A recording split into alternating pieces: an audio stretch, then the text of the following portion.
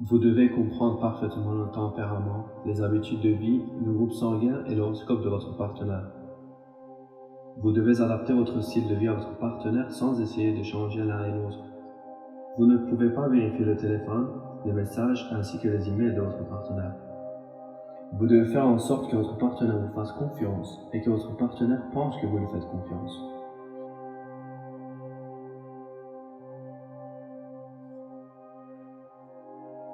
Vous devriez éviter de vous disputer autant que possible.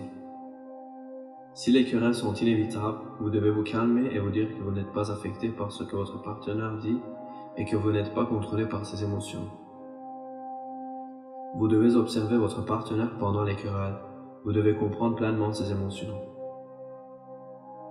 Vous ne pouvez pas le refuter si vous pensez qu'il est trop émotif. Si vous pensez que votre partenaire n'est pas assez en colère, vous devriez dire quelque chose pour le mettre plus en colère. Vous devez avoir la capacité de prendre le contrôle de ses émotions pendant une querelle. Vous devez clarifier le but des arguments avant qu'ils ne commencent.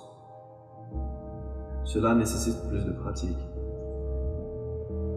Lorsque vous vous trouvez incapable de contrôler les émotions de votre partenaire, n'hésitez pas à lui exprimer votre amour.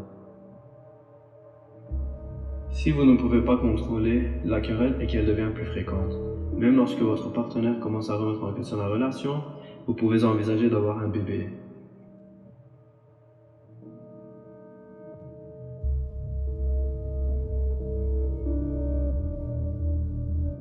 Si vous voulez dormir dans 2 pièces séparées, vous devez faire croire à votre partenaire que vous ne pouvez pas dormir suffisamment.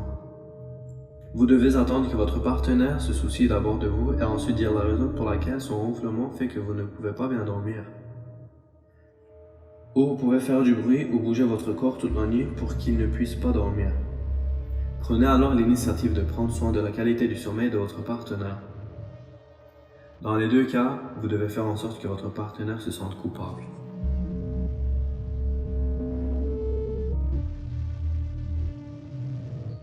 Vous ne pouvez pas éviter la querelle, même si vous ne vous êtes pas disputé depuis longtemps, vous devez essayer d'en créer une.